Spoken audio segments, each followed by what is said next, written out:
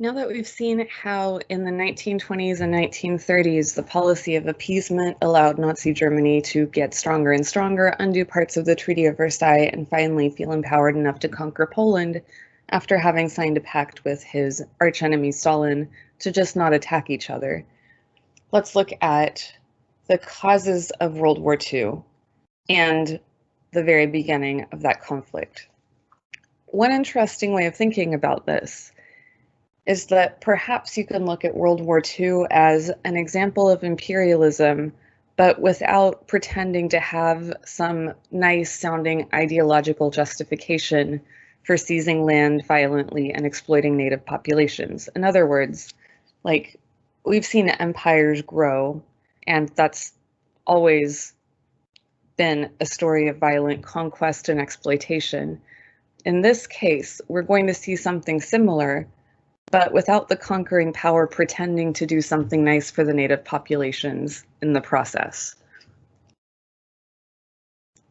This conflict was caused first partly by failures of the Treaty of Versailles. The treaty itself focused on punishing Germany, and as we've seen from our lesson, no state that signed that treaty was fully happy with what it contained, so no state was fully ready to defend every single provision, not to mention that the World War had made each state, except for the United States, weaker, so much less able to defend the terms of the treaty if they had to. And undoing this Treaty of Versailles is a lot of the story of the interwar years after Hitler takes power, first remilitarizing the Rhineland, then adding Austria to Germany, then getting the portion of Czechoslovakia just handed over to him by the British that would make it easier to invade the East, and then finally the invasion of the East, taking the rest of Czechoslovakia and invading Poland, which started officially the war in Europe. We've seen the League of Nations' complete failure to stop this chain of events. And even before Hitler began to make territorial claims, Japan and Italy had been launching smaller steps of aggression that the League of Nations just completely failed to address and stop. Part of this story also has to involve that one of the biggest, most powerful states of the time, the United States, practicing a policy of isolationism, meaning they wanted to stay out of European affairs, and so they did nothing to stop German, Italian, or Japanese aggression either. Part of this is not wanting to involve itself in another war. Part of this is a story about the Great Depression and its, the challenges that it brought to the United States as well. Another part of this story that rarely gets brought up, but bears repeating, is that the militarism that marched Europe to World War I was something that a lot of states didn't want to repeat. In other words, they'd learned the lesson that maybe using your military as a first recourse to solve diplomatic problems can be really bad. And so there was a general hesitancy to do that again. Then there was this policy of appeasement that involved considering demands made by Hitler and thinking about them on rational terms and saying, hey, maybe some of these are reasonable. If we give in to some of them, perhaps we'll avoid conflict. That didn't work, clearly, and history has judged pretty harshly the spineless leaders of democracy that just kind of allowed this totalitarian dictator to walk all over them. Particularly harshly seen was the Munich Conference, during which Neville Chamberlain, over here, gave away part of another state that Britain had promised to pretend, on the promise that this guy was going to stop making claims to land. And then part of the story, too, involves a strange, not alliance, but a deal to at least not be enemies between the two people who would have been the biggest arch enemies of all time, Hitler and Stalin.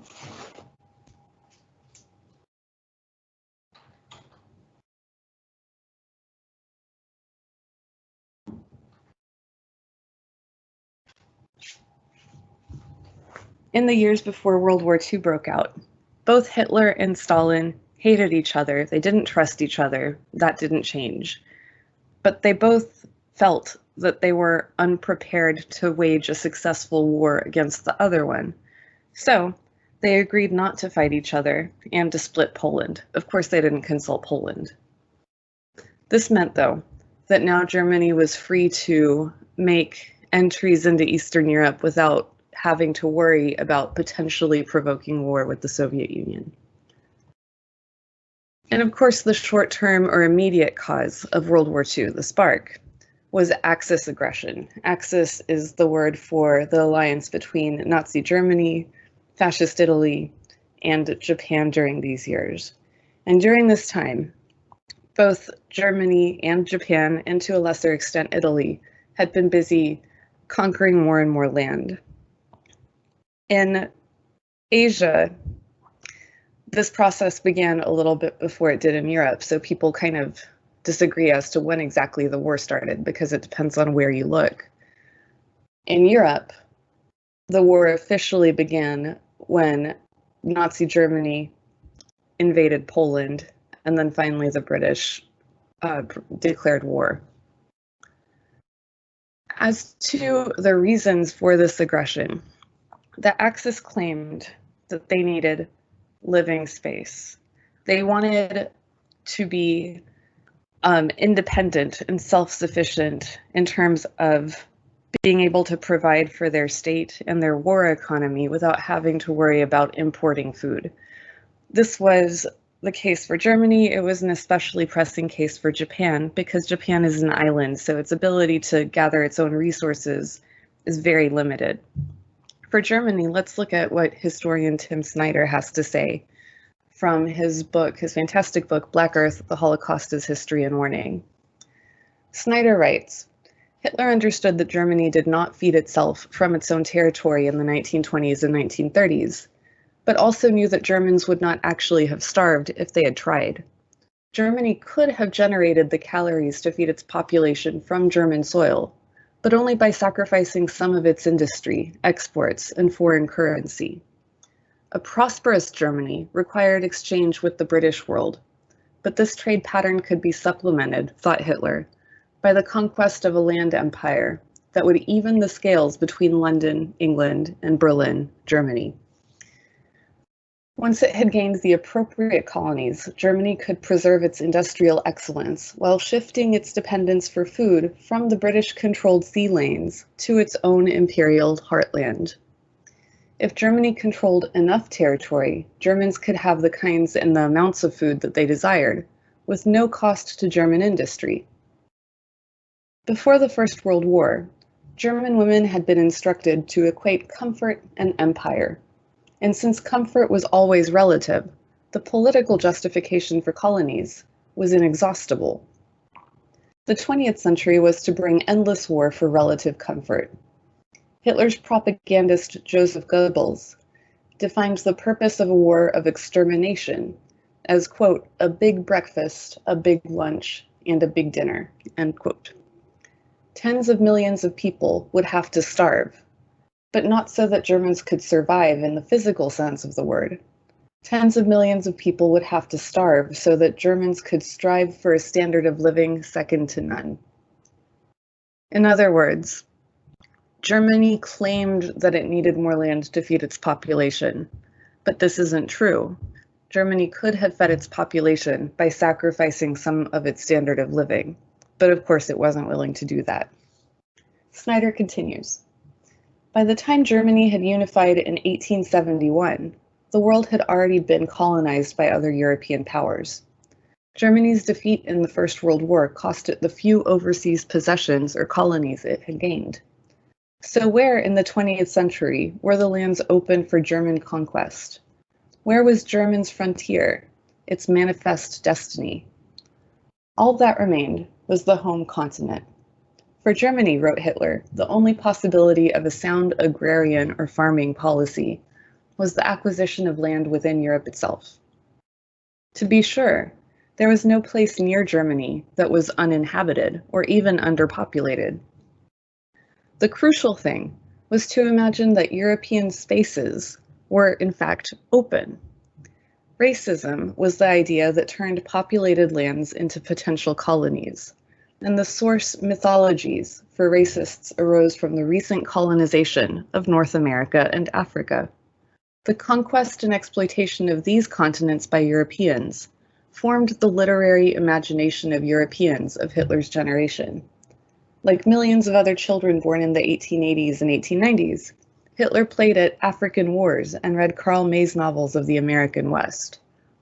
In other words, there wasn't land available for Germans to take, and the only way to make land seem available was to have an incredibly racist viewpoint wherein people in Eastern Europe weren't actually fully people. They were a weaker, lesser race, so it's okay to exploit them.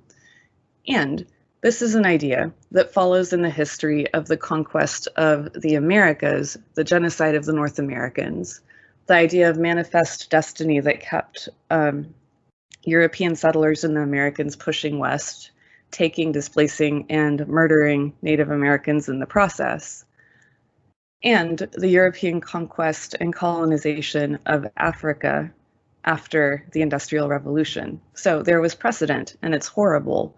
And that was part of the plan for Hitler. In terms of the actual war, we had kind of a complicated set of alliances. The Axis powers are very simple. They were led by Nazi Germany, Italy, and Japan. Germany and Italy were both totalitarian dictatorships, and Japan was kind of complicated. It was a wartime regime that had a king but was also a dictatorship. Ruling ideologies are fascism and varieties of fascism, including Nazism and imperialism. And they have the role of having provoked World War II. Germany started it in Europe by invading Poland. Japan invaded Manchuria and other regions in Eastern Asia. And Italy invaded Ethiopia and basically kind of acted like Germany's sidekick during World War II. Their war aims were to get quote unquote living space and resources from nearby countries, while also using those countries' populations as slave labor, and to become a great power or great powers. And at the very beginning, it looked like it was going to work, is kind of the terrifying thing about it. Both Germany and Japan had really innovative, really fast military techniques that led them to be able to conquer a whole lot of land without much successful resistance. And the thing that turned the tide in the end, kind of history repeating itself, was again the United States and the Soviet Union, former Russia. In this case, both the United States and the Soviet Union eventually joined the Allied powers. The Allied powers, for a long time, were led mostly by Britain, sometimes alone, and by the French resistance. France itself in the continent had been occupied by Nazi Germany, but there was kind of a shadow government, the French resistance, that operated out of North Africa and London and in secret within France, led by Charles de Gaulle. After 1941 and 1942, they were joined by the United States after Japan attacked Pearl Harbor, and by the Soviet Union after Hitler made one of the big military errors of history and tried to attack the USSR, even though it had had a non-aggression pact. And in the end, that is what ended the war. In addition to 2 atomic bombs developed and used by the United States and dropped on civilian targets in Japan. So, there's that. Both Germany and Japan were able to take advantage of military situations in which other powers were unwilling to respond immediately or unable to adapt to new styles of warfare brought about by aircraft carriers and tanks, thus expanding the idea of total war. In World War I, we saw total war in the sense that states' entire populations had to actively work for the war effort, either by working in industries that developed weapons or supporting the war at home, becoming soldiers, rationing food, that sort of thing. We also saw battle lines grow closer and closer to towns full of civilians, and in some cases, towns completely destroyed by World War I. World War II magnified the scale of that. So bombing cities became much, much more common. And destruction of cities and the people who lived there who didn't join the military, were not officially part of any sort of armed force, came to be seen as, especially by the Axis, acceptable and desirable as a strategy to win. Part of this story also involves the greatest war crime committed probably ever, the industrialized killing of populations deemed undesirable, called the Holocaust, which we will get to. For now, just like look at this map. Everything in gray was dominated by Axis powers in Europe by like 1942-ish, at its greatest height. That's a ton of land, a ton. And a lot of it was taken because of these early fast strikes like the Blitzkrieg, which is a term used to describe a method of offensive warfare used by the Nazis, lightning war. So this brings us of our first of 2 slides for notes. So please pause here and take notes on the following. World War II was a confrontation between the Axis powers, Germany, Italy, and Japan, and the Allies, led by Britain and the French resistance, and eventually the US and the USSR, that was initially caused by German and Japanese aggression. They invaded one too many countries, and war was officially declared because of that. Although Germany initially kept the Soviet Union out of war by signing that non-aggression pact with Stalin, the Soviet Union joined the war on the Allies' side after Germany attempted to invade in 1942. The United States, at first, did not involve itself in the conflict, but then joined on the Allies' side when Japan attacked Pearl Harbor. Japan, like how that part of the world figures into this story, it's long and complicated, but generally, Japan withdrew from the League of Nations and signed the Anti-Comintern Pact, which was like a pact against communism, specifically in the Soviet Union, with Germany in 1936. And that was the beginnings of an alliance that would eventually lead to a formal alliance in World War II. As to why these wars of aggression were launched, fascism as an ideology of dominating other people that are perceived as weaker or lesser is a big part of it. The other part of the story is economic.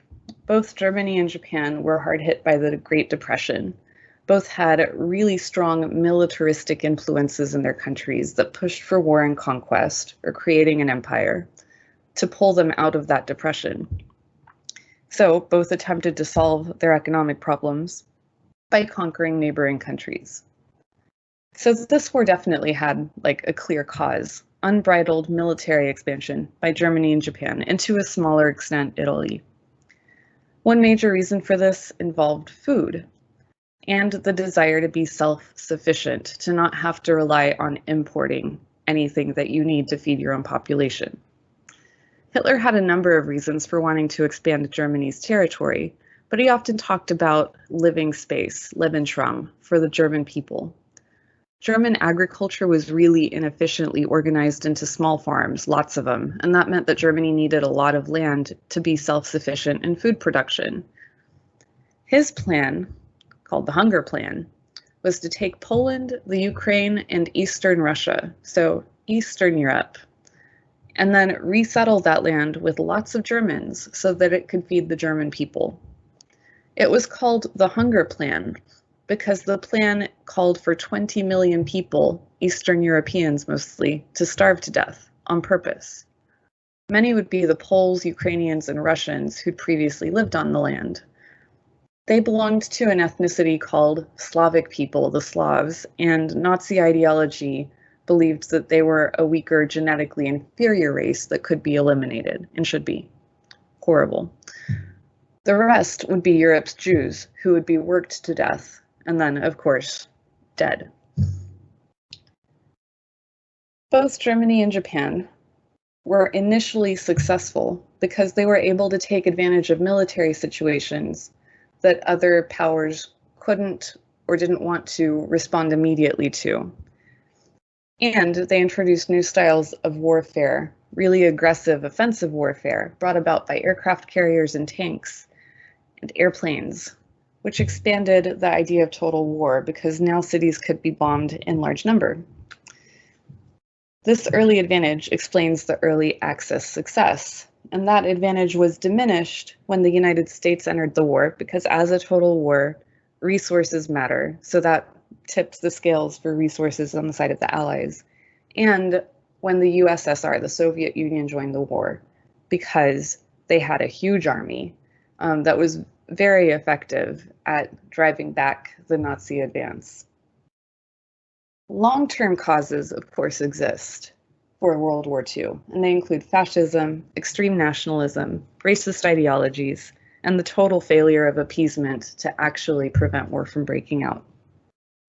So pause the slide here, capture this information in your notes, and then press play one more time so we can look at the Soviet Union and alliances and its weird love-hate relationship with everybody. So, the Soviet Union, in terms of like whose side it's playing on and how nicely, can be kind of complicated. So I wanted to go through it with you, and I want you to kind of keep some of this information in your notes too. Just before World War I, just before World War II, Nazi Germany and the Soviet Union agreed not to be enemies, if not exactly friends. So, communists and fascists hate each other. They are opposites, and they see each other as existential threats. Communists think that people should get their identity mostly from their social class and want workers of the world to unite internationally, whereas fascists are nationalist. They think people should get their identity mostly from the state, not from class. And fascists think communists weaken the state. Those are like the big broad differences, but of course we also know that communists tend to get more working class support and tend to at least speak about empowering the workers, whereas fascist base of support comes from, the capitalist owners, industrialists, the military, the upper middle class, even though they use the language of the working class to gain appeal. The Soviet Union, which was communist, and Germany, which was fascist, were each other's greatest military threats between the wars. And between them lied a stretch of land in Eastern Europe that both the Soviet Union and Germany wanted. It was a stretch of land that, in parts, used to belong to Russia. And then when the Russian Revolution happened and they signed a peace with Germany in World War I, they had to give up to Germany. This includes Poland, the Ukraine, that sort of area. However, in the late 1930s, neither the Soviet Union or Germany thought they were strong enough to win a war against the other. So Stalin, representing the Soviet Union, and Hitler, from Germany, decided to promise not to fight each other and split Poland between them instead of risking getting into conflict, which would have been bad for both of them. So Stalin and Hitler still don't trust each other. They still hate each other. Communists and fascists are still enemies. They just made a deal in their own self-interest for the time being to not fight one another. And of course, this agreement goes down the tubes by 1942, when Hitler and Nazi Germany invade the Soviet Union. That leads to step 2 in this weird story of alliances that gets the United States and the USSR weirdly on the same side. So, the USSR and Nazi Germany become official enemies once the Nazis try to invade the Soviet Union. So, the Soviet Union makes friends with other states that are also fighting the Nazis, who badly need some help and are willing to forget the fear of communism part of what got everybody to this point to begin with in order to get that help. So this makes the Soviet Union and the United States allies while together they fight Hitler. But the Soviet Union is still very much communist, and the United States is still very much capitalist, and so they never really trust each other either. They're able to cooperate to defeat a common enemy, Nazi Germany, but their ability to work together falls apart quickly after World War II particularly after the United States shows off its nuclear weapons that it had kept secret from its dear allies, the Soviet Union. And then they become enemies again in the next global conflict, which is called the Cold War. So that's step 3, the Cold War, which happens after World War II. During the Cold War, the Soviet Union and the United States become official enemies, but they don't fight each other. Because at this point they both have nuclear weapons, and they would literally destroy the world if they used them against each other. So instead of direct conflict, they use smaller countries' fights to fight each other indirectly. This is called proxy wars, with most of the violence then occurring in these other places, places that are not the United States or the Soviet Union, places that are mostly poorer, that seem up for grabs, and that they both want to boss around. So Latin America, Vietnam, Korea, parts of Africa, etc. So that's the general story of the Soviet Union. On the left, for those of you who are visual learners, we have the story of the alliance between Hitler and Stalin being short-lived. On the right, we have some interesting propaganda from World War II, where like the Soviet Union and America are briefly on the same side. My 4 years of college Russian aren't great, but I know that that word means friends. So there's the Soviet flag and there's the American flag. And I can read this and, you know, this bomb says to Hitler and this bomb also says to Hitler, but in Russian.